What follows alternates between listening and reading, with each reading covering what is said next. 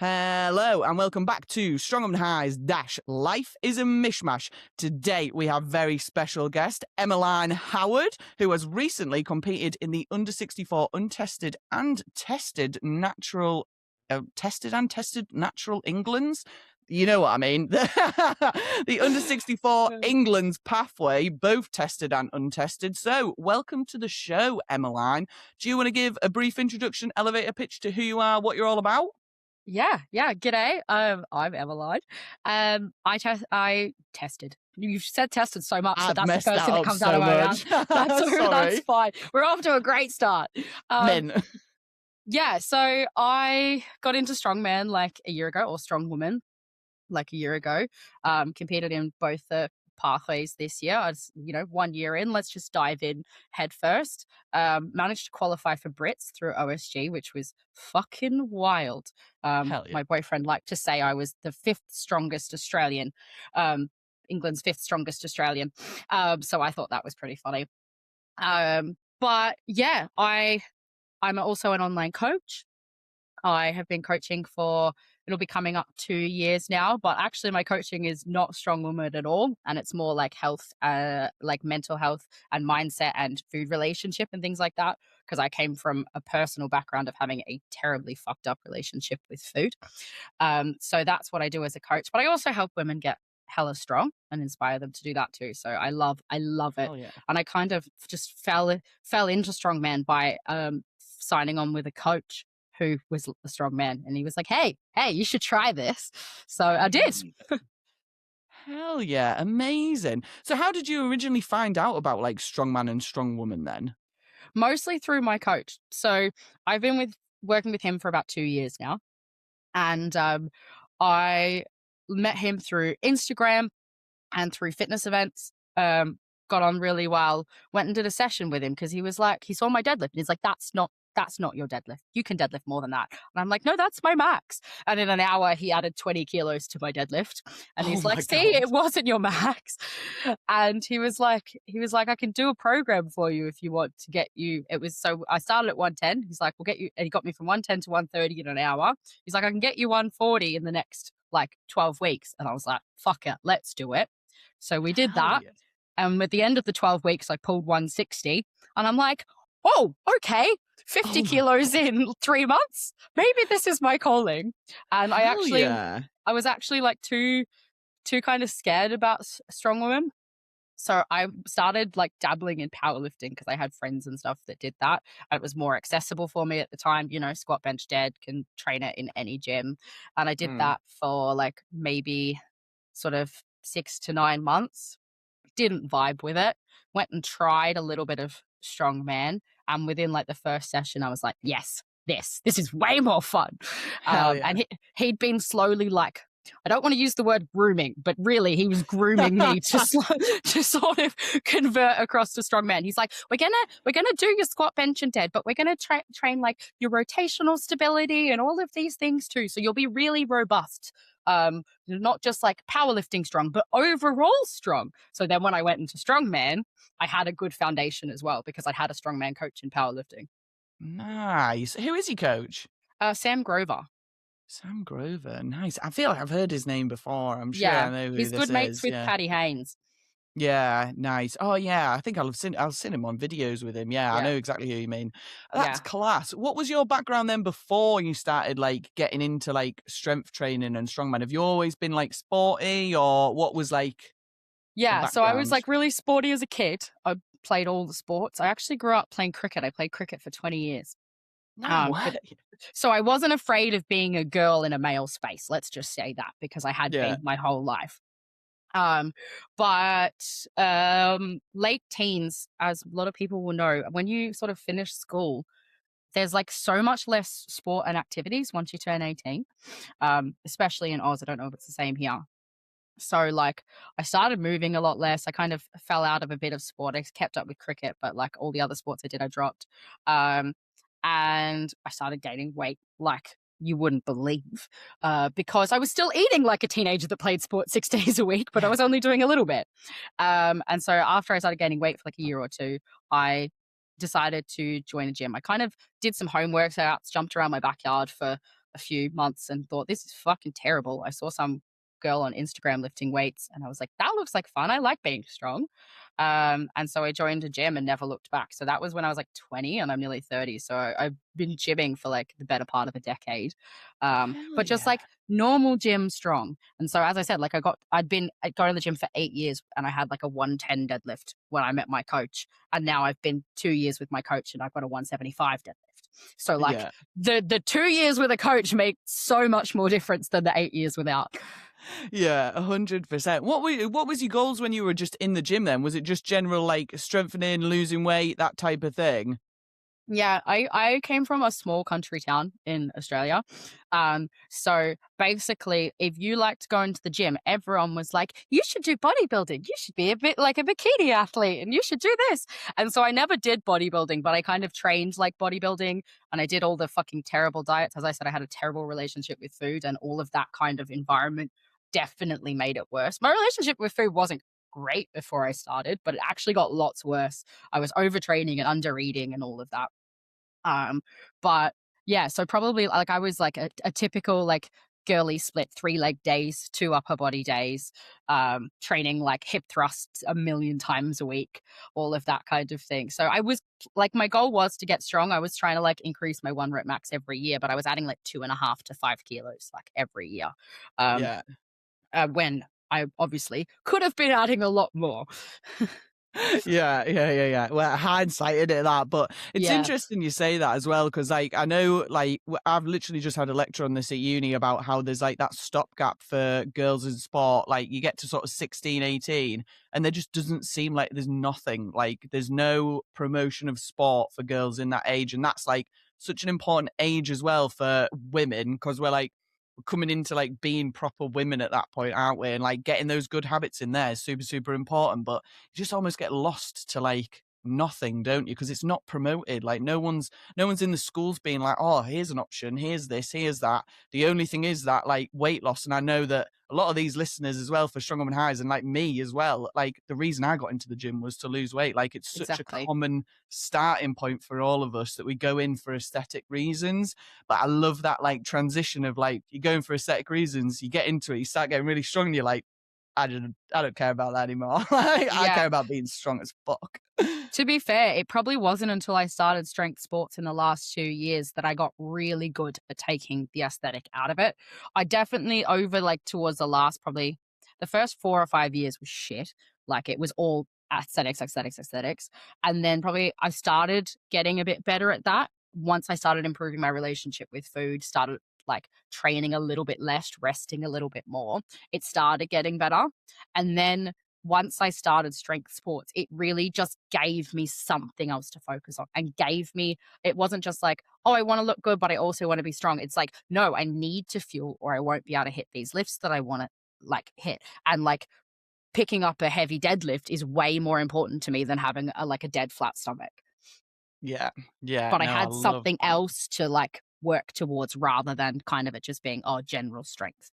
Yeah, different priorities, isn't it? Different priorities in the gym. Yeah. I want to ask you about your relationship with food, but I don't want to ask it if it's part of either your strong woman highs or lows, because otherwise we'll just get straight into them. Are you going to talk about that in either of No, it them? wasn't really because it's not so much tied to strong women. So go for it.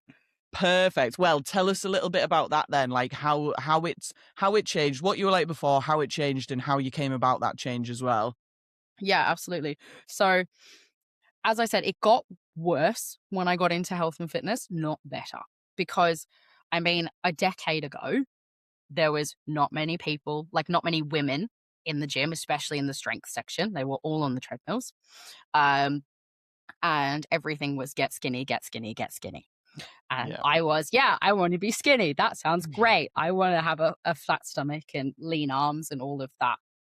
Um, and I had not very good information on how to do that. So, you know, everything became very restrictive. The typical 1,200 calorie diet, because that's what you type into MyFitnessPal. I want to lose this much weight. And it says, right, you're on 1,200 calories. So I was definitely like not eating enough for a long time. But the heavy restriction would then lead to heavy binging on the other end, where I would eat literally everything in sight. And then 20 minutes later, I'd be like, holy hell, what has just happened? I don't even know what I've just eaten. Where I just felt like so unbelievably out of control. And it got to the point where I was like, there must be something wrong with me because everyone around me seems to be able to stop eating when they're full, or they don't seem to have such this constant thought. Like I could never stop thinking about food. It literally like consumed my fucking brain.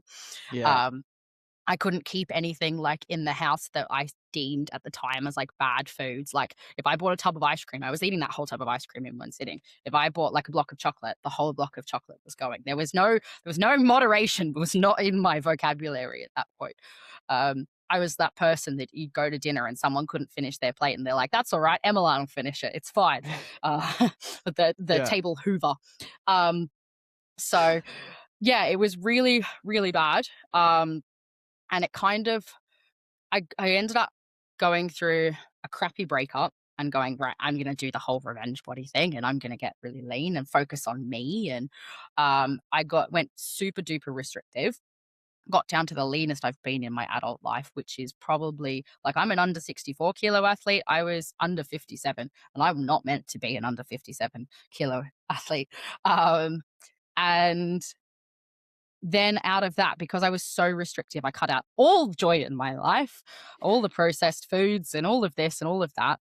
At the end of it, I went into like a massive binge. So I lost, I think, about 7 kilos in that diet. And I gained about 18, 19 kilos back in the next 9 months.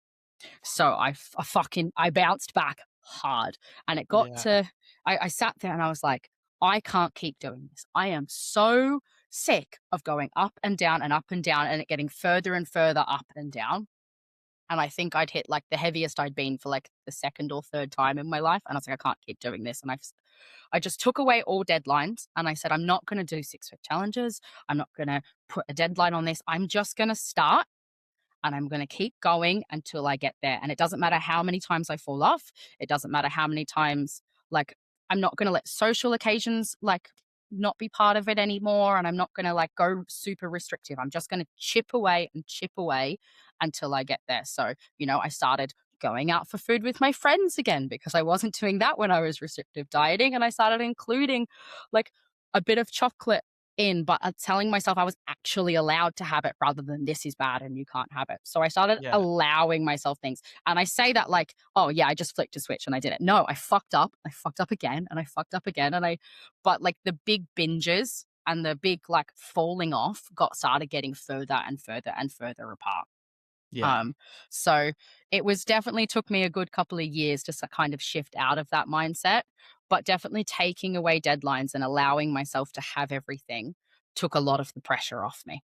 Yeah. Yeah. Do you think that made an effect on like the food noise that you mentioned at the beginning as well? He said all you thought about was food. Do you think that like made a difference? Yeah, 100%. Because food noise is often like you're constantly thinking about food because like it's consumes you because it's what's going to give you the outcome you want because you're thinking if I don't eat it like the right food or if I eat too much of this or whatever, I'm going to make a mistake, and I'm not going to get the outcome. And then you're constantly stressing about it and you're constantly hungry because you're not eating enough, so you're thinking when's my next meal. Just a lot of fear and guilt around it. So when you kind of allow those things back into your life, it starts to slowly chip away at that guilt, going, hang on, I had a pizza with my friends. The scales might have gone up a little bit the next day, but I went back to eating normal afterwards and the scales came back down again. So if I keep doing this overall, over time, they're going to keep chipping away and go down to where I want them to be. But if I keep telling myself I can't have it, I'm going to have 5 pizzas and it's going to go up and I'm going to feel like a failure. So, Yeah. the more you start allowing this stuff in, the more that it stops becoming so scary.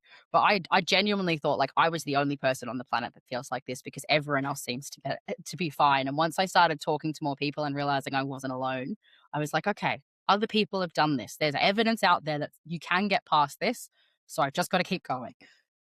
Yeah, it's so interesting because I've had it literally exactly the same thing that you said. Like my lowest body weight I got down to, and I only did it because all I wanted was fucking abs. I didn't care about anything Yes. else at one point. That's I all just I wanted wanted. abs. Yeah, I just wanted abs. I got down to 65 kilos. Bearing in mind I'm an under 82 kilo athlete. Like I used to average out at about 90 kilos. Like I got down to 65 and I looked like a fucking bobblehead. Like, and I didn't have abs. I was just skinny fat. It was shit. When I was 57, I had no muscle and no fat, but no abs. And I'm like, this is shit. I'm still hate myself. It's not the abs that I need. I just need to start looking after myself more. 100%, yeah. Like I don't even I've got pictures of me like at events and like with my friends and stuff at that time, but I didn't take any pictures or videos of myself like in like my underwear or anything, like just as like a check-in, because I wasn't happy. Like I'd got down to that weight and I still wasn't fucking happy. And I think like now I've got to a point now where I'm like, I sit around 82, 83 all of the time and it's fucking class. Like it's so easy. I don't watch what I eat. Like I eat for maintenance now and it's just made my life so much easier. But I totally relate to the bit about like restricting and binging and that creating such a loud food noise in your head. Like that was the same for me. The one focus was food and what I was going to eat, whether I was going to fuck it up or whether I wasn't going to fuck it up. And it's so interesting to hear you talk about it because like I'm like, that's me. That's what I did too. Yeah, and I don't think it's spoken about nearly enough because as I said, when I was going through it, I was convinced I was the only one. I was convinced I was genuinely broken and alone and there was something wrong with me. And it's one of the biggest reasons I became a coach. And I help people who are going through it and have been through it and who are so sick of yo-yo dieting and chasing this extreme. Because abs don't make you happy. Fucking chocolate makes you happy. Like, let's be real here.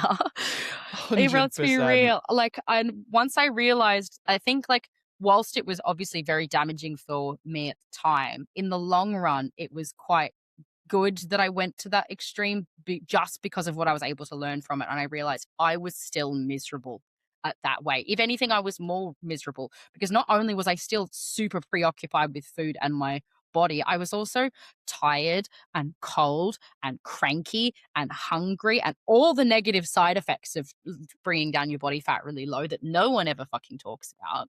Yeah, and so absolutely. once I was like, oh, well, this doesn't make me happy. What is going to make me happy? And I sort of stepped back and I was like, well, seeing my friends and going out for food and lifting heavy things and having the energy to do that. And, you know, once you change the focus away from what does my body look like to what can my body do, everything changes. Yeah, totally agree. This is one big thing that I've definitely spoke about on the podcast before because I feel it like that's where I'm at now. Like I've got to a point where I'm happy with what my body looks like. You're always going to find niggles. You're always going to find things that you're like, oh, I'm not happy about that because that's the world we live in now. So, but if you can be content with that and just happy in that position, like I'm happy with how my body looks now. If I go to the beach, I couldn't give a fuck like if people are looking at me or if I'm wearing a bikini or a swimming costume or whatever, because I'm like, I'm happy with what I look like. Like I don't care. Obviously there's always changes, but like in the grand scheme of things, does it matter that much? Like, nah, because I know I can fucking probably outlift most of the people on this fucking beach. Like, I don't care. Exactly. I might not have abs, but I could put you over my head. Yeah, exactly. 100%. Yeah. And it's awesome when you get that change, but it's so hard because when you're in the depths of that, like I remember when I was dieting and when I was doing that yo-yo diet, and you can't see that. You can't see, like I could see people who were happy and who were content with their bodies. And in my head, it just made me fucking not like them. Like I was like, dickhead. Like, yeah. I was like, how dare you be able to stop when you're full? Like, how can you do that? I remember 100%. Sitting on the floor of my garage with a tub of ice cream, eating the tub of ice cream with a spoon straight out of the tub, like bawling my eyes out, thinking this was going to be the rest of my life. It was just the worst. It was the worst. And I just didn't see an end to it. But thankfully there was an end to it. Hell yeah. As you said, just accepting your body, like for what it is. Like this whole body positivity, love your body at all costs is fucking bullshit. Like we're never going to love everything about our body all the time, but we just need to celebrate the bits that we do love and accept the parts that are just not worth the change. Like it is not worth all the sacrifice in my life that it would take to get abs and everything that I would lose. So I just accept that I have a soft belly and that I can pick up heavy rocks.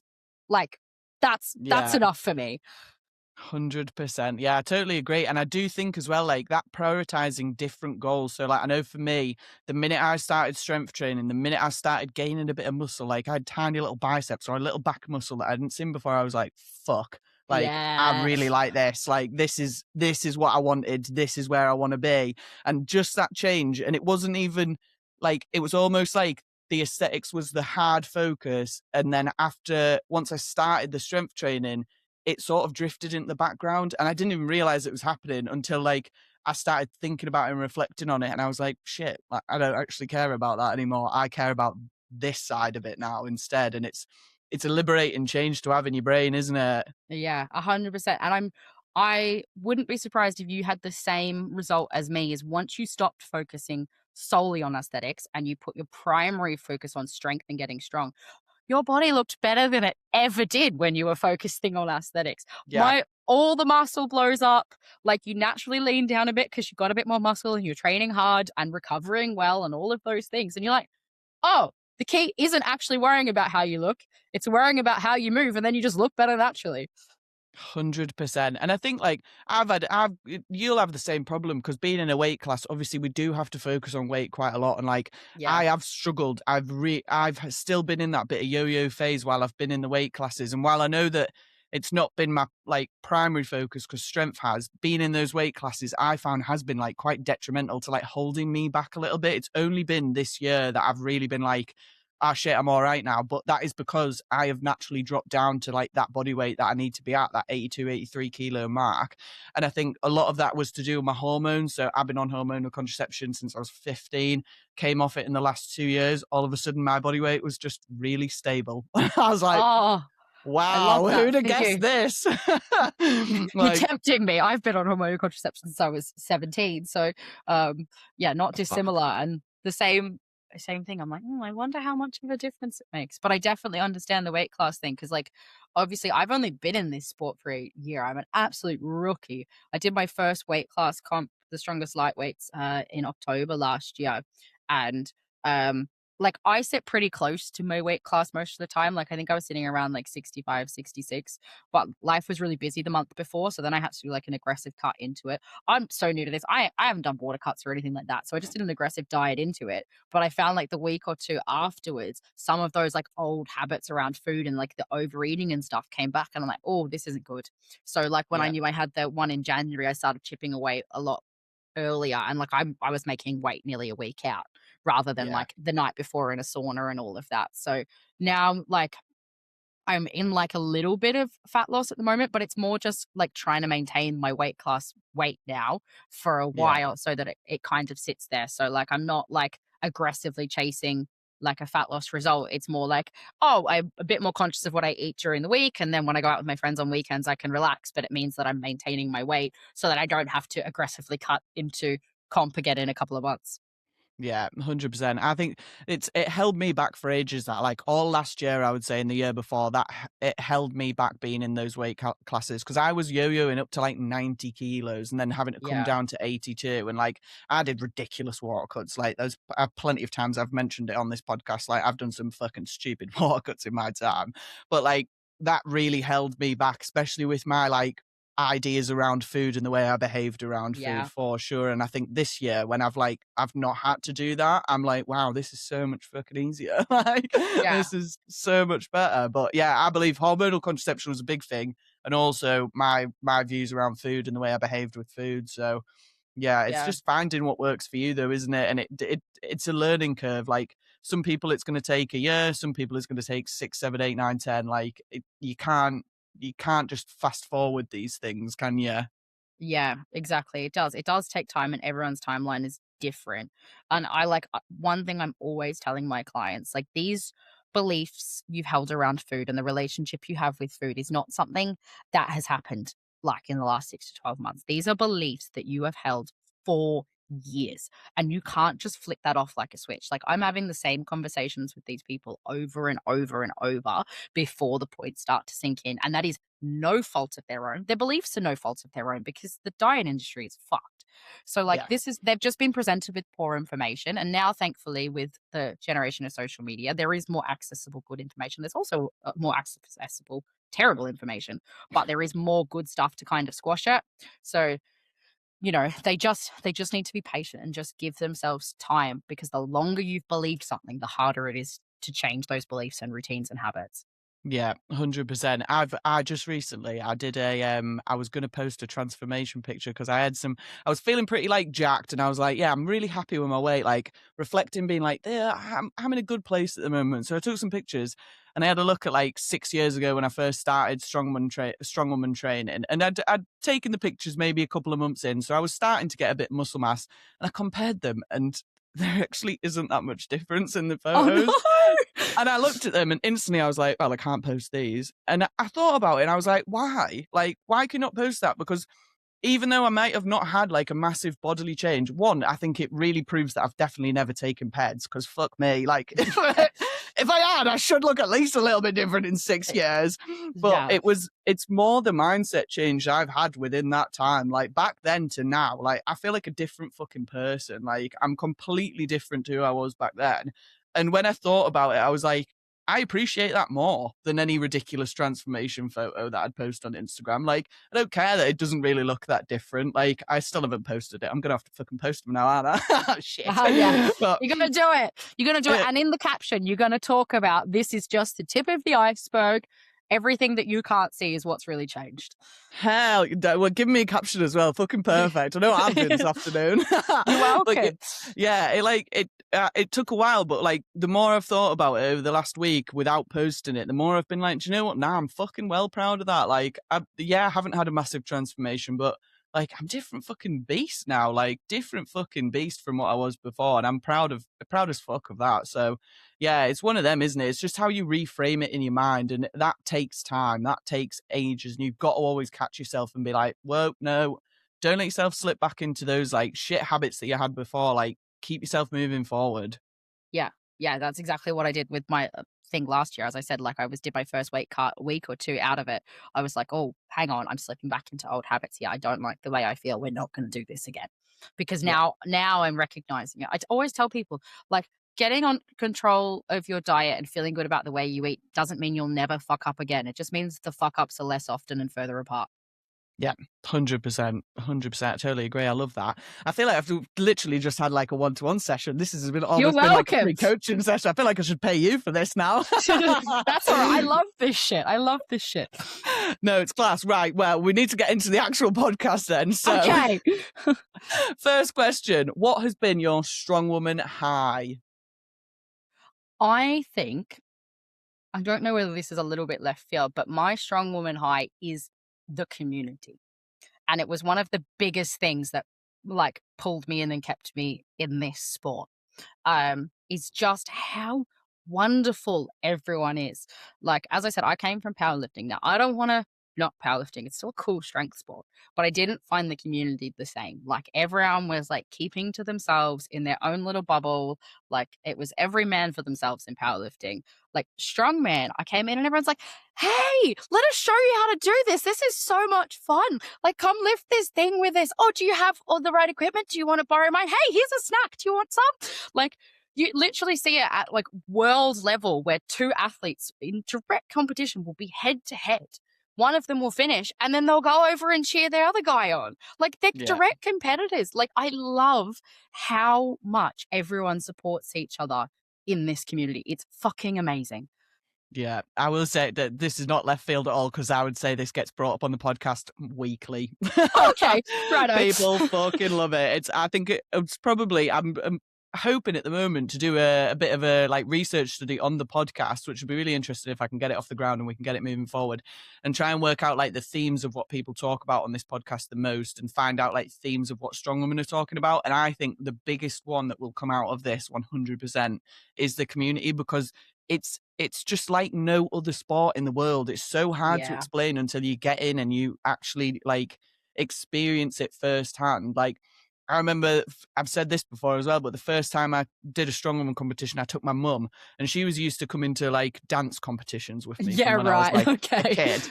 And everyone was fucking bitchy. And I remember multiple dance competitions. I'd go there, I'd dance, it'd be shit. I'd end up crying. Someone would tell me I looked like shit or my costume wasn't very nice, and I'd cry. And we did this strongwoman competition, and my mum was like, at the end, like, there was people cheering for you in the crowd that didn't even know who you were. And I was like, yeah, no, isn't this bizarre? Like, this is fucking class. And she loved it. Like, she hated watching me, obviously, like, do the lifts and stuff because she was terrified I was going to die. But, like, she loved the community. And I was like, that is the biggest selling point I think we have as a sport, is how fucking mint this community is. And it's not spoken about enough, even though we speak about it all the time. It's not spoken about enough. Yeah, I honestly, any single person that I can bring up strongman with who's even slightly interested in strength, I'm like, do you want to come? I'll show you how to do it. It's really fun. Yeah, it's interesting, isn't it, though? Because obviously we've all, like, everyone who's in strongman has gained so much out of it, that has added so much to their life, that's what we like. So, like, if you do meet someone and you say, oh, I do strongman, and they're like, oh, I'm quite interested in that, you're all of a sudden like, fucking, do you want to come to the gym with me? Like, oh my God, should we go get a training session in? And I think it's so nice to see, because obviously it's given us so much that we're now, like, desperate to give it back and, like, try and get more people involved. And it's just class. And I hope the one thing that, as strongman and strongwoman grows, I hope we never lose that. I hope we never lose that, like, want for community and that, like, love of the sport. And it's one thing that I try really hard to, like, keep sacred to me, is, like, that love of the sport and the community. Yeah, I 100% agree. Like, I am friends with so many of my, like, people in my weight class, just from meeting people at comps and chatting to people. There was a girl I met at a comp last year. It was like her second comp ever. She was like quite new to the sport, hella strong though. And she didn't have a coach. And I was like, come meet my coach in his community, because he has a really, really good community. He does such an excellent job at building a community. I was like, come meet them and, like, see if you like it. And literally the next month she's signing up with my coach. Like 2 months later, she's come up to stay at my house and we've done a comp together. I literally met her once in person at a comp. Yeah. Like, it's wild, isn't it? It's just it's so lovely, and it's such a nice community, and it's so welcoming of just who you are, like where you're at, meeting you where you're at. Like, you don't have to be a certain shape or a certain size, or you don't have to look a certain way or to be able to do a certain thing already. You can literally just start wherever you're at, and people will meet you there and propel you forward. Yeah, I totally agree. It's the beauty of the sport, isn't it? That, like, from novice to elite levels, it doesn't matter, like, what you look like, who you are, what you can do. Like, as long as you just love the sport the same as us, like, everyone's getting, like, invited in. You're like, yeah, sound, come on in. I don't care if you can deadlift 40 kilos, if you can deadlift 400, like, makes no difference. But if you love the sport, then you're in. Yeah. My coach literally told me when I started, he's like, the community is one of the best things about this. And he's like, you'll find that people who are not very community oriented, who are trophy hunting, who are, like, in it for themselves and for the wins, they won't last in the sport. They will get pushed out by all the nice people in the community, because no one will want them there. 100%. I totally agree. I think, like, I've had a few run-ins, obviously, over the years. I've been in this sport for quite a while now, and I've had a few run-ins with people, and things have gone wrong, or we've had arguments and kickoffs and stuff like that. And a lot of those people aren't in the sport. Like, it doesn't work. It doesn't fit with the vibe of this sport and, like, how supportive it is. And yeah, it's just fucking class. Like, there's so many ways to say it, like, but it is just class. But you've just got to try it and just give it a go, haven't you? This is why I love, like, all of the novice and the grassroots comps and, like, the strongman Sundays. Like, I see strongman Sunday, like, classes getting posted all the time, and I'm like, fuck yeah, let's go, another one. Like, how many can we do? My gym has Strongwoman Saturdays. They run a Strongwoman class for an hour and a half every Saturday, and that class is packed. There's 10 to 20 women in that class every single week, and, like, there's a woman in there who's 70 who carried 100-kilo yoke the other week. She's fucking sick. So, like, it's so welcoming, and I think it's brought in a lot of girls who just didn't believe they were ever capable of something like that, which is just so cool. Yeah, it's given a lot of purpose to people, I think, that didn't see themselves in a sport, or didn't see themselves in a sporting environment that would fit in with them, or the way that they looked, or the way that they felt. And I think that is the beauty of Strongwoman, especially, is because it doesn't matter. No one fucking cares. If you're gonna work hard and you're gonna, like, try and you're gonna get involved, then, like, everyone's like, yeah, sound, come on in. Yeah. Like, we love it. Sick. Yeah, absolutely. Totally love that. I could talk about the community in Strongwoman all fucking day. Me too. What's the gym that you train at? Bionic Strength in Oldham, just outside Manchester. Hell yeah, fucking love Bionic with Avril. Yeah, Legend. Abbas runs the class. Well, she's one of the coaches that runs the class. She's my favourite. She's been on the podcast before as well. She's got a belter episode out on the podcast. But yeah, Avril's fucking class. Nah, well, if you're listening to this and you're near there, then get yourselves down. Strongwoman Saturdays. Let's go. Yeah. It's honestly like the best group of women. I highly recommend it, and Abbas will definitely look after you. Did you see the edit one of the other girls did of Abbas from Natty's, where she's hilarious? I was in tears laughing at that. If anyone is listening to this and you haven't seen the edit, go find Abbas on Instagram, go watch the edit. She's just like falling over herself like the whole day. So good, but just so excited. It's just it's a classic. It's an absolute classic at it. It's so good that I'm gonna come down to that Strongman Saturdays class. I'm gonna message her after this and see if I can get down for a Saturday, because I fucking love it. I do a Strongman Sundays class, which I call Strongman Sundays. There's a lot of women. It's like I would say 90% women come to it.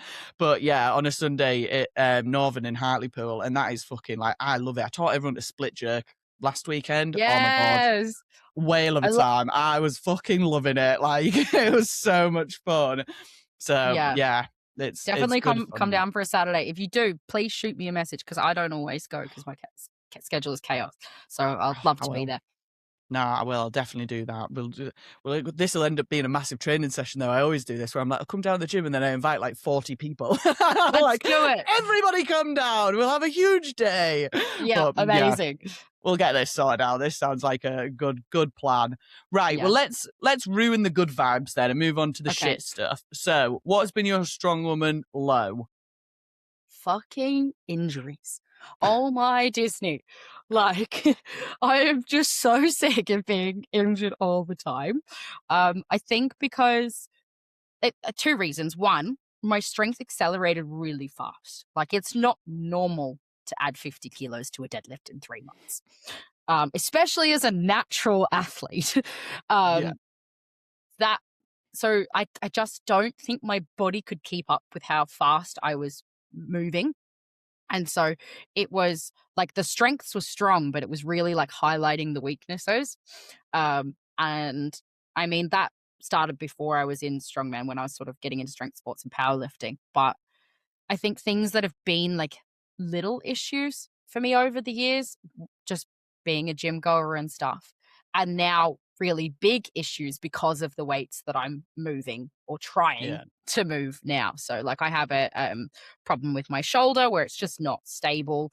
It doesn't move the way that it's supposed to. Fine when I was only pressing 30 kilos. When I'm trying to put my own body weight above my head, that shoulder says, absolutely, we can't. We absolutely not. We can't do this. We're not strong enough for this. This hurts. Stop doing that, because we don't move properly to be able to stabilize this.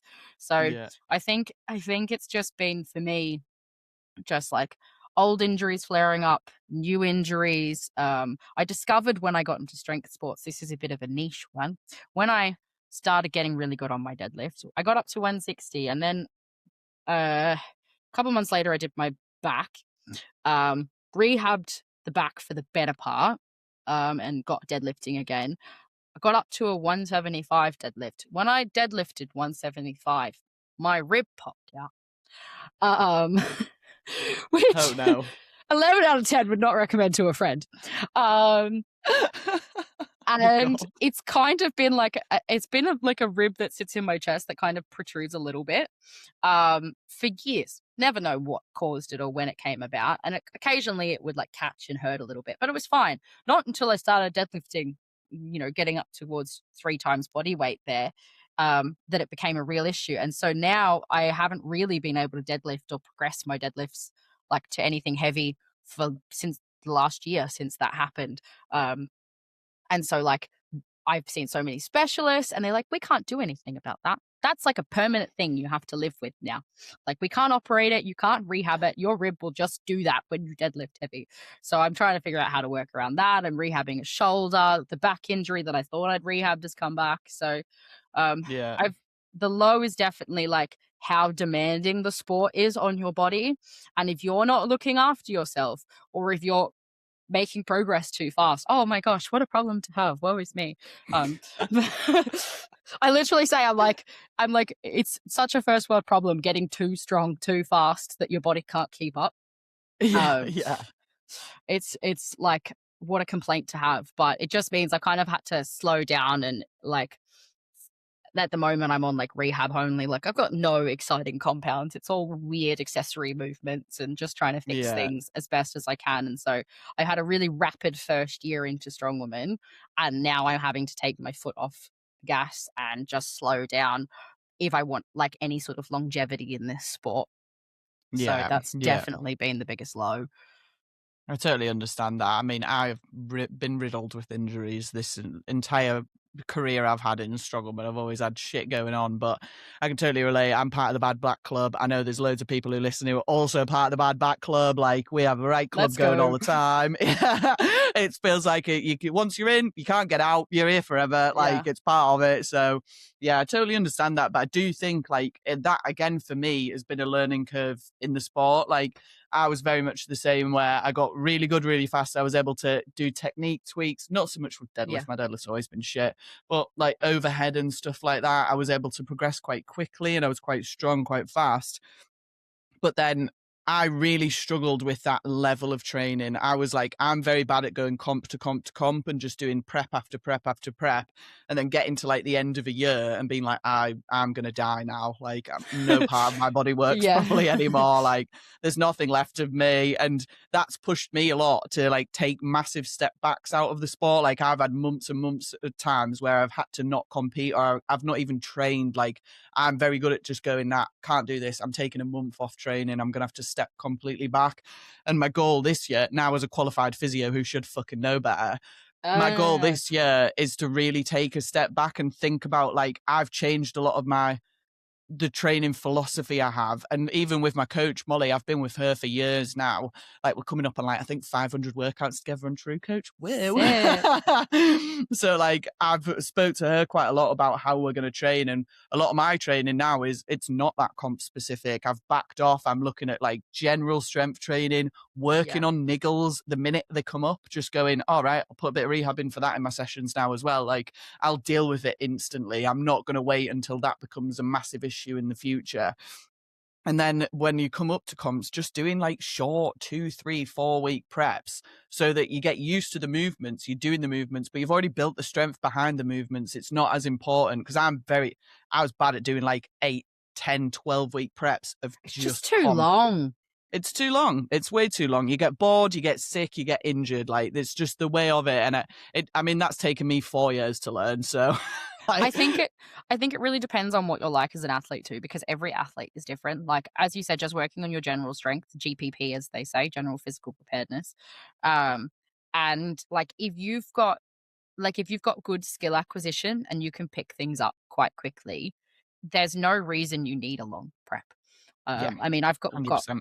we've got Brits in May, and I think like I've got 12 weeks between the last comp and this comp, and I expect I won't have more than like a 4 week prep for Brits, because the first 8 weeks will be GPP and rehab, and then it'll be a short prep for that, and then my next one's August, so we'll probably do another 8 weeks of rehab and GPP, and then a 4 week prep into that. Because like, if you're someone whose skill acquisition is lower, you might need a longer prep, but it might be like 6 to 8 weeks. Like, a 3 month prep is just ridiculous. I see people training events now for comps in August, and I'm like, what the hell are you doing? It's going to get to August and you are going to be battered. Yeah. And you're going to be sick as well. You're going to be sick of that event. You're going to be absolutely sick of it. So yeah, I totally agree. It's taken me probably longer than most to work this out, but it's part of it. And I think as well, like, dealing with injuries initially, like, if you get a fucking niggle, like at the moment, like I can't remember, a couple of days ago, I was deadlifting, and after my deadlift, I was fine, but the next day I woke up, my hamstring was a little bit niggly. And straight away I was like, right, I'm just going to add some rehab in for that now. Like, I'm going to start rehabbing that initially, like straight away, before I even think of this as an actual problem, instead of just, well, it'll be all right in a couple of days, I'll just keep training as I normally do. No.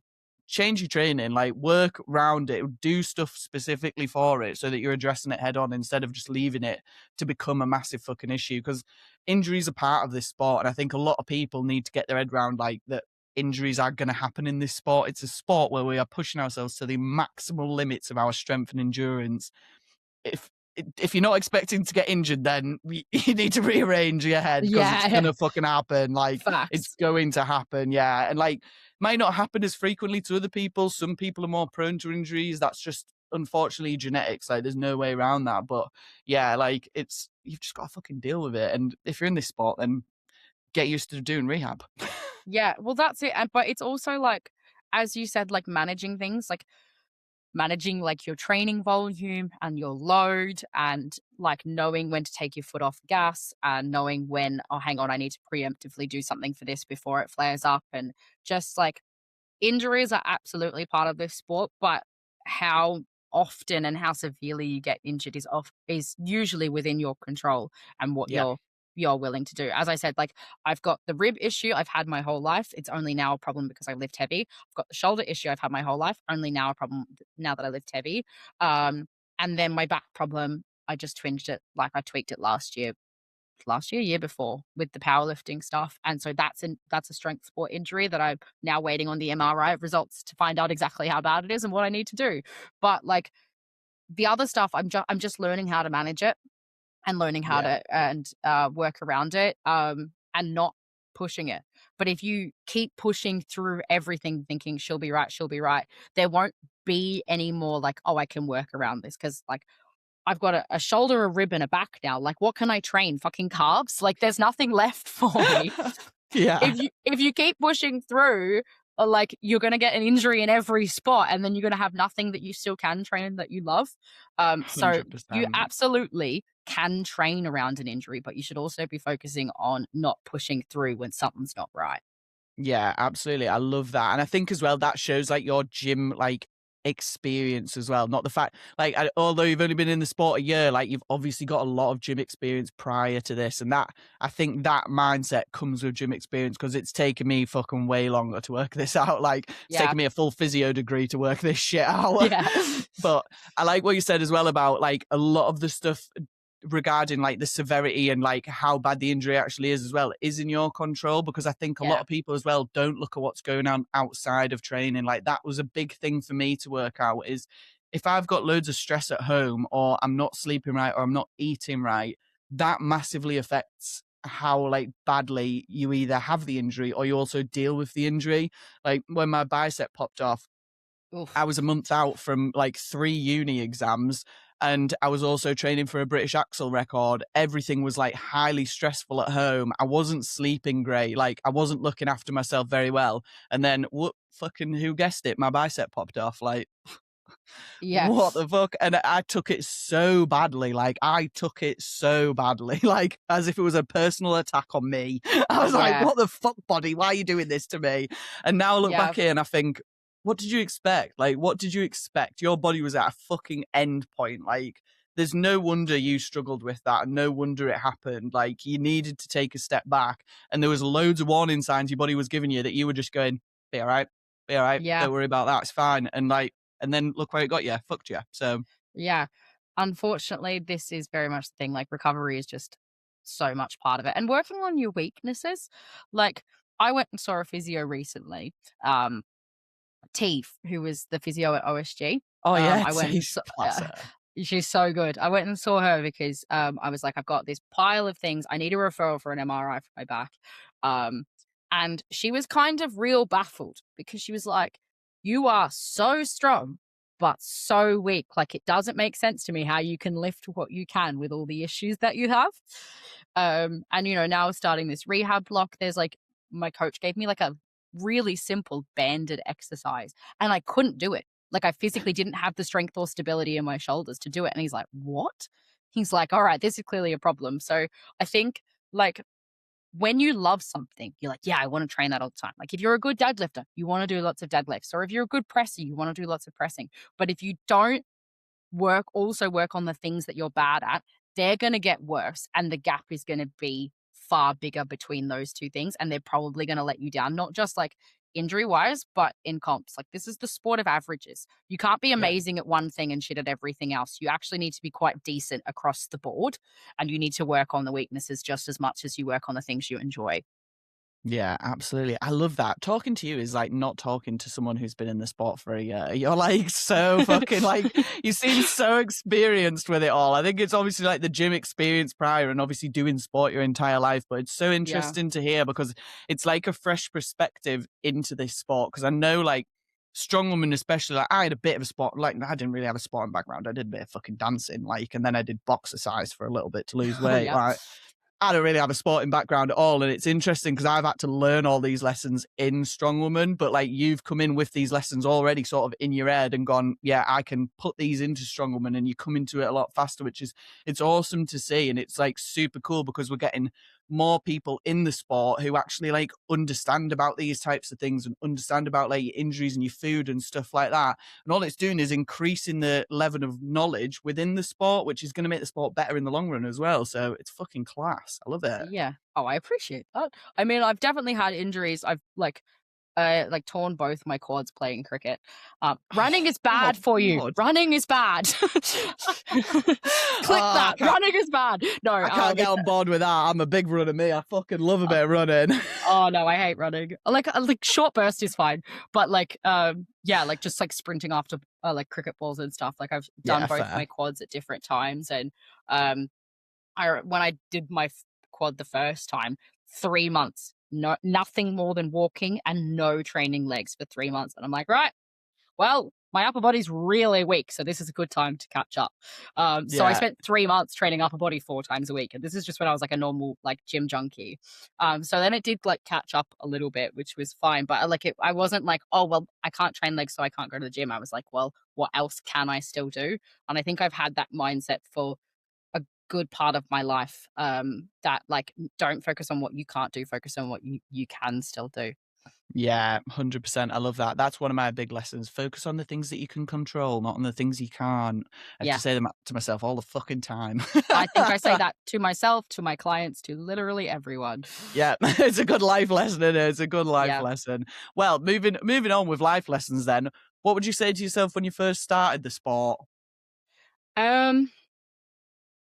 When I started, I think the first thing that comes to mind is something we touched on earlier, which is you don't have to be strong to start and you don't have to look a certain way. Because I knew literally nothing about Strongwoman before I started Strongwoman, I had this preconceived idea in my head that all Strongwomen were like 6'2", 100+ kilos on every like steroid under the sun.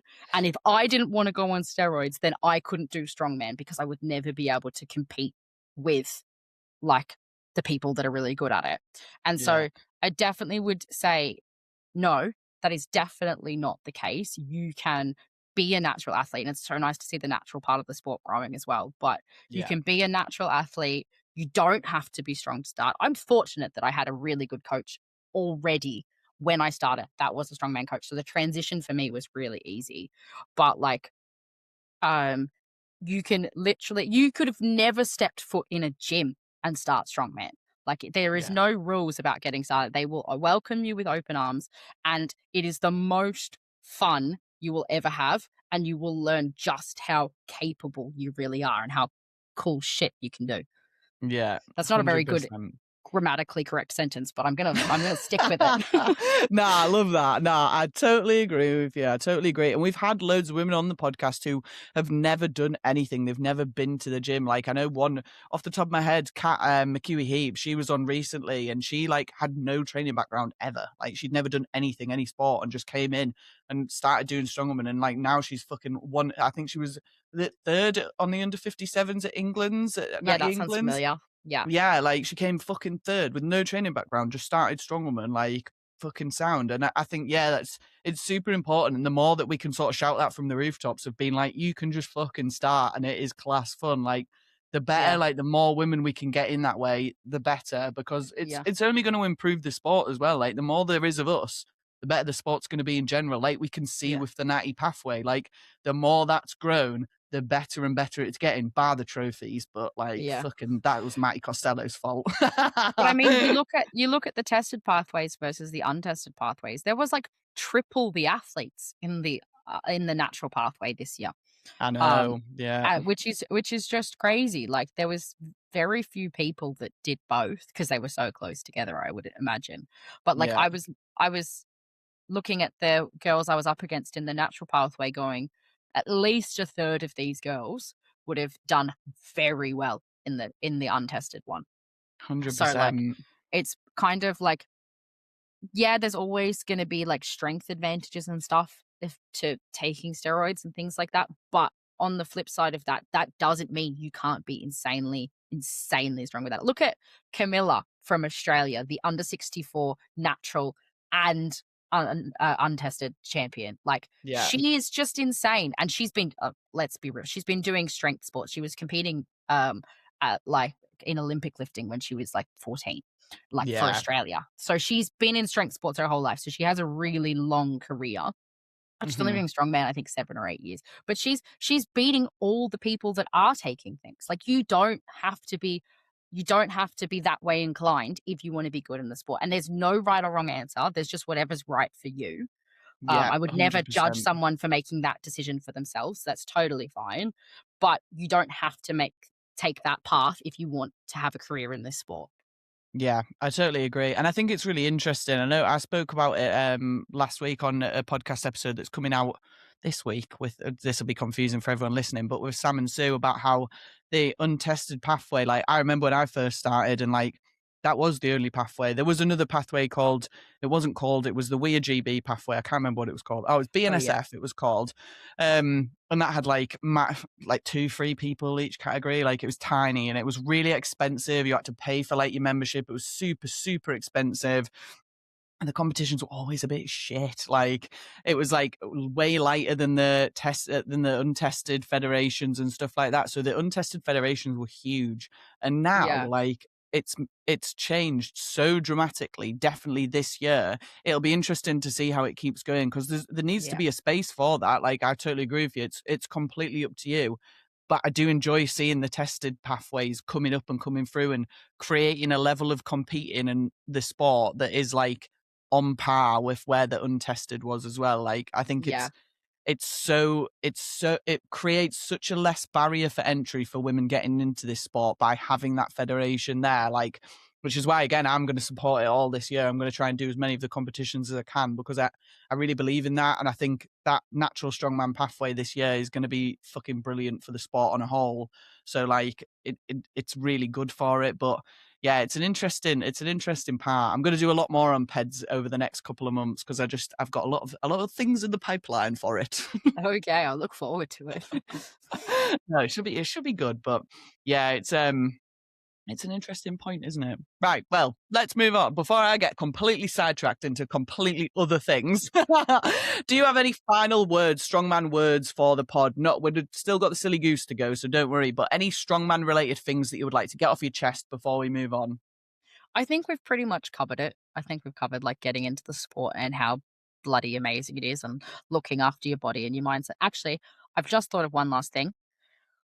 It's really easy when you get in the sport because it's so good and the community's so good and it's so much fun to make it your whole personality and your whole life.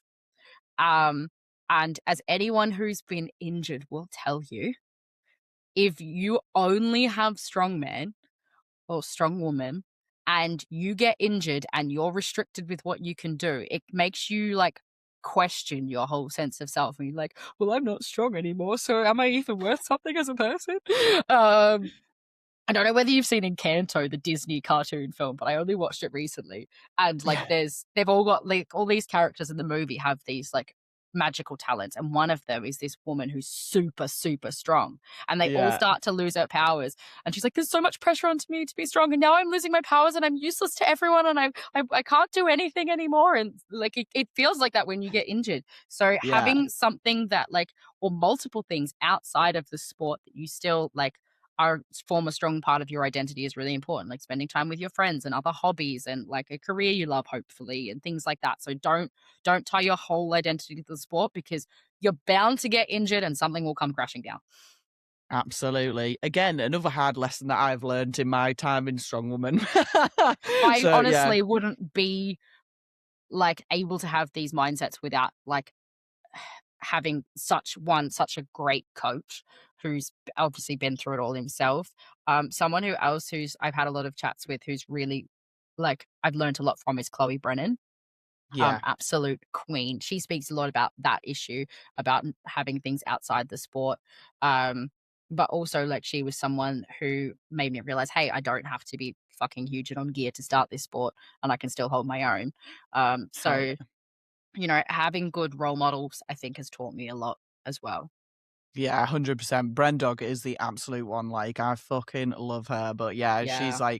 she's really good at that as well. And like that, it's taken me, I've done it a couple of times where I've had to take a massive step back and go, fuck, I have other things that I can focus on here, not just this. Because it consumes you. It's so easy to let it consume you. And it's Yeah. fine maybe for the first couple of months, but take a little step back and find another hobby.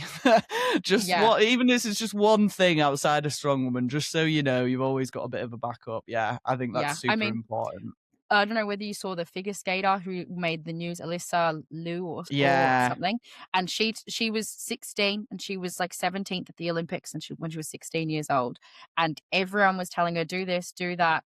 Like, you know, train this way, eat this way, do this routine, wear this outfit. And everyone was controlling her path at like such a young age. And she just burnt out and she's like, I don't want to do it. I hate this sport. Like, I don't want to do it anymore. Because like everyone else was telling her that was all she was. She stepped Yeah. away and she went traveling and she spent time with her friends and she finished school and she did all that. And then she came back into the sport on her terms in the way that she wanted to do. And she picked her routines and her costumes and she didn't like eat what someone else told her to. And then she won gold. So, you know, it's really important to have some life balance outside your sport. 100%. Yeah, I totally agree. Yeah, I love that. She's fucking so cool as well. Her hair's fucking sick. Yeah, it's mint, isn't it? I'm so so cool. jealous. Let's move on to the final part of the podcast then. So we are onto the silly goose section. Let's go. Silly goose. It's silly goose time, where our lips get loose and our minds run free. Silly goose. It's silly goose time, where we chat a load of shit that's of absolutely no use. It's silly goose time. So I will ask if you've got a silly goose question you'd like to bring to the table, but it's okay if you don't. I have a few lined up in my head. So all right, hit me with them. Perfect. So the first one that I was thinking of, it actually relates quite well to the injuries that we were talking about before. Because I was looking at my skeleton before and I was like, wouldn't it be sick if your skeleton was made out of titanium, like, and it couldn't break? Like, that'd be immaculate. Couldn't break a bone. But would you I've rather... never broken a bone. Have you not? Oh my God. I've never broken a bone. I've had every other weird injury, but never broken a bone. I feel like popping a rib out's close enough, though. You can sort of own that as breaking a bone. Like, well, it's the cartilage. It's where the cartilage connects to the sternum. So the cartilage pops out, which is why they can't do anything about it. Like, a bone is rigid and they might be able to like operate or put a plate over it. But because it's cartilage, it's like rubber. You can't drill into rubber. So it'll just keep popping out. But it pops back in on its own. Fucking hell. You're just after a deadlift, like, don't mind me. Yeah, it's literally, it literally will pop back out and in, like, as the bar hits the ground, like, and I'll be fine. But it'll just feel like I've been kicked in the chest and I can't breathe anymore. Fucking hell. That does not sound fun at all. Well, it's not. Well, I'll change the parameters of this then. So if you could would you rather have a skeleton where you could never break a bone or pop a rib out, everything is just solid as fuck, or never tear a muscle again? Oh, that's a tricky one. I would probably the rib's a bit niche. Let's say that I didn't have that issue. I'd probably pick the muscle because I feel like it's way more common in this sport to tear a muscle than to break a bone. You kind of have to put yourself in a really fucked up position to like snap something. Whereas like it's pretty, I wouldn't say easy, but it's easier to like rip something off rip something that's was supposed to be attached. Muscles and tendons, I think, tend to go a lot more. So I would definitely, I think, if I could never have a muscle like injury, I mean, I would love to say that's the problems that I've had, but like the shoulder's like an instability. It's just muscle weaknesses. They're not even torn. They're not broken. They're just not doing their job. Yeah. Fucking nightmare. What about you? I think I'd probably go for the muscle one, mainly just because that bicep rupture fucked me up big time. I hate it. That was sad times. I'm I sure really that's what hated Luke that. Richardson would pick as well.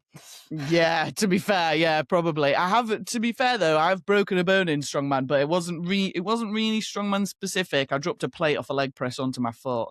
And that's a very common injury, actually. The amount of times I've like heard of people doing that, it happens. So do you break your fairly foot or your regularly. toe? No, my foot, like my metatarsal, just like dropped it straight on it and cracked it in half. Yeah, it wasn't that bad, to be fair. Like, it wasn't that bad of an injury. I was deadlifting 3 days later. So, oh yeah, deadlifting yeah. in a moon boot. Let's go. Yeah, it wasn't too bad, but I'd hate to break my femur though. That's a big concern in my life. I'm really scared of that, and I don't really put myself in situations where I would ever break my femur, but I am scared about that. That I would hate that. Yeah. Something like a leg or an arm, like a limb, like snapping something in your limbs would be no good, or a broken collarbones as well. Oh, apparently that sucks. I don't want to break a collarbone. No, but I think I'd probably prefer breaking a collarbone than like tearing a rotator cuff or something. Yeah, probably. It's going to heal better, isn't it? Because like muscles that go like, it's part of like moving stuff, whereas you can like kind of make the bone rigid and like it'll heal and just ease off. Whereas the muscles have to keep moving. You can't ever stop moving. Yeah, that's very fair. I've got another question for you as well. This is just because I'm curious. But why did you move to England? Oh yeah, let's take that left field. Hell yeah! I moved here because I wanted to travel more of Europe. Australia's a long bloody way. It's like a whole day on a plane. And really expensive. So I thought, I'll set up base over there, and then I can travel to Europe much more often. Because I'd just done a bit of travel to Europe, and I was like, this is sick. I want to do more of this. I'd really never left Australia except on a cruise ship to some nearby islands with my family. I was like 26. And then I got so sick of like, I just wanted to go out and do things, and no one wanted to come with me. So I said, screw everyone. I'm going on my own, and I booked 10 weeks solo across Europe and never looked back. It was the best thing I've ever done. It taught me a lot about myself. If you ever want to like learn how to be confident, travel on your own, because you've got no one to turn to and no one to ask. So you have to get very good at backing your own decisions. Yeah. So it's a really good way to build confidence. But yeah, after that, I was like, no, I definitely want to move. So I moved over here thinking, oh yeah, amazing. I'm going to spend all this time traveling Europe. And then I launched my social media. I started my business as a coach, and started Strongwoman. And so not only was I busier than ever with less time to travel, it's really expensive to live here. So I couldn't afford to do it nearly as much as I thought I would. Yeah. It's fucking shit, isn't it? Yeah. And to be fair, if I had a choice, I'd probably have chosen Australia over England, like at the moment. But yeah, definitely at the moment. But I'm going back in 6 months, which I have mixed emotions about. My visa is up and I have to leave. Oh, sad. Well, at least you know there's a decent strongwoman scene in Australia, though, so you can just go straight back into it. I mean, 2 years ago, it wasn't nearly as big as it is now. It's definitely like growing, and I want to go back to the Gold Coast where Coco's is. If you know Coco's gym on the Gold Coast. Yeah. That's my plan. Nothing's ever gone to plan in the last few years, but that's my plan. The scene is just so much bigger. The sport is growing massively in Australia, which is really, really nice to see. So that's very exciting. And I'll get to see the sun again. I missed that. Fucking yeah. Oh my God, me too. This feels like the first proper day that it's been really sunny and like actually a little bit warm all day. And I'm like, oh my God, I've hung the washing out to dry today. And I was like, outside? Yeah, outside and it's drying. Like I went and checked it before and I was like, fuck me, this is working. Oh my God. Yeah. I don't know whether I'd trust it. I'd be like, the rain could come in at any point. It could, yeah, it could. But the only good thing is my husband built me an Amish washing line, which like, this is the sad things that you start getting excited about when you're 30, which is a washing line that you can stand peggy stuff on and you just push it along and then you can pull it back and you don't actually have to move at all. Oh my God, it's fucking... Today, that has been the highlight of my day, using that washing line and getting my washing out to dry. That's been like the fucking best part of my day. Well, apart from this podcast, obviously, this has been much better than fucking putting my washing out to dry. But I would hope so. But I mean, in Australia, we have the Hills hoist, the big washing lines that spin around because we all have big backyards. So we have the ones that spin around. So you just pin it and then you like spin it a little bit more and you pin the next bit and then like it spins in the wind so it dries and like if you hang your washing out on a hot summer's day, like you can hang your sheets and your towels out and they'll be dry in an hour. It's bloody wonderful. Yeah, that would be. I'd love Australia for that. This is another tangent. What's your favourite Australian animal? Australian animal? Oh, I've never been asked that question. Insect, fish, or bird, or mammal. I'm not fussy. I mean, they're all pretty cute. I mean, not like the big crocs and snakes and stuff, but like koalas are pretty cute. Echidnas are really cute. You never get to see them, so maybe echidnas. And then obviously like your skippies, your kangaroos, they're everywhere. But echidnas are the little ones that have got like they're almost like shelly, aren't they? They've got like scales on them. Is that the right one? They've got spikes. They're kind of like a porcupine. Oh yeah, like a mini porcupine. Yeah, they're probably only like this big. Yeah, I've seen them. For everyone that's listening, that's approximately the size of your head. Yeah. Yeah, no, I like them. Yeah, I like them. I think I'd like a kangaroo, but I feel like I just wouldn't want it to punch you. Does that happen a lot? Do kangaroos punch people, or is that a myth? It's like they're not naturally aggressive animals. Like they don't really tend to pick fights with you. I've never had a fight with a kangaroo and I've seen plenty of it. Like they're very peaceful and chill. They'll usually hop away. The only people that really like punch kangaroos is when like the kangaroo gets your dog or something, because they do tend to like grab onto your dog. So like then people will punch the kangaroo and the kangaroo might punch back. They're very powerful. They can jump like 6 meters at once or something ridiculous, like with the power from their tail and things like that. So yeah, they're cool animals. There's a would you rather in my head, but it's just something about would you rather get punched by a kangaroo, but I can't think of what the other thing would be. I was thinking of rolling with a crocodile, but I'd instantly get punched by a kangaroo. I'd hate to roll with a crocodile. Death row by a crocodile, you're a goner. You're dead, aren't you? Like kangaroo, maybe a concussion or a black eye, but like you're probably making it out alive. Death row with a crocodile, you're dead. Yeah, literally, they'll just spin you till you drown. That's their murder tactic. Yeah, I would hate that. I fucking love crocodiles though. I think they're so interesting. They're so cool. Like they're like proper dinosaurs, aren't they? They actually are. They're very cool. You just don't want to come across one in the wild. No. Have you ever watched that Crocodile Hunters? You know, where they put them into like the pens and then they like wrestle them and stuff like that. That must be insane. Like, I wouldn't wrestle them. I've been to like a croc farm in Australia where they had like a croc show where they like they fed it and they were in the enclosure with it, but they weren't wrestling it. I just think it's not really worth it. Risk versus reward, not really worth it. Because the risk is just death, isn't it? Like, there's no like, it's not you might lose a limb if you're lucky. Yeah, that's the best case scenario, though, really, isn't it? Like limb loss or death, and both of those risks are very high. And the reward is that you're close to a crocodile, which you could be look cool for half a second. Yeah, no, I totally agree. Yeah, I totally get that. Yeah. Well, that's been a great tangent. We've really gone off piece there. I got distracted by Australia for a little bit, but it's because I fucking love it. I've never been to Australia. I've been to New Zealand before. Actually, tell a lie, I've been to Australia, but people will be sick of this story on the podcast. But that's only because my sister cancelled my flight when we went home from New Zealand and I had to get a visa to go into Australia. Oh, so you transited through Australia?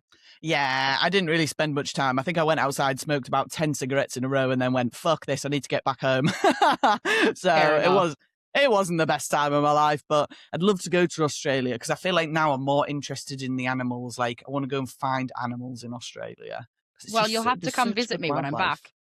Hell yeah, absolutely. We'll go for a strongman sesh. Fuck yeah, bit of strongman, bit of animal hunting. By that point, I should be good at fishing as well, so we can go fishing. Really into fishing at the moment, so yeah, you very can teach exciting. me because I can't. Hell yeah. This sounds like we've got so many plans from this podcast. It's great. What a day. Awesome. Right. So do you have anything you want to plug then? Where can people find you if they want to follow you along, or if they want to get involved for a bit of coaching and stuff like that? Where do people want to find you?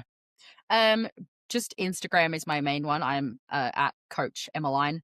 So it's really easy. I mean, I'm that on all platforms, but I'm so useless at posting on any of them. So just find me on Instagram if you want to see my rehab journey, my crazy strong woman journey. If you're interested in coaching or fixing your food relationship, that's where I'm at. Hell yeah. And I'll tag everything in the show notes below. But thank you so much for being on. This has been an absolute pleasure, Emmeline. I've really enjoyed this podcast. Me too. Thank you for having me on. Good. No problem at all. Well, I hope you all enjoyed this episode, and we will see you all on the next one. Goodbye. Thanks for listening to this episode of Strongwoman Highs, and I hope you enjoyed it. If you want to support the podcast, then please give us a follow on Instagram. Or if you would like, we're also on buymeacoffee.com/strongwomanhighs. This is where you can send us tips, or you can also join our membership area, which is $5 a month or £4 a month. It's the silly gosling level. We'll post out any extra content that we get on there, and hopefully a few little free giveaways of things as well. The podcast currently doesn't cost a lot to run, which is what we're trying to keep it as, but we would like to be able to cover our costs, and also once those costs are covered, any profit that is made on Strongwoman Highs will be getting saved up and put into a pot for future Strongwoman competitions that we can sponsor. So if you have a Strongwoman competition that you'd like to be sponsored, or if you want to be on the podcast, then give us a shout, send me a message on Instagram or on YouTube, anywhere else you can get us, and we'll get it sorted, because the more women that we can get on, the better. Thanks for listening and watching. Bye!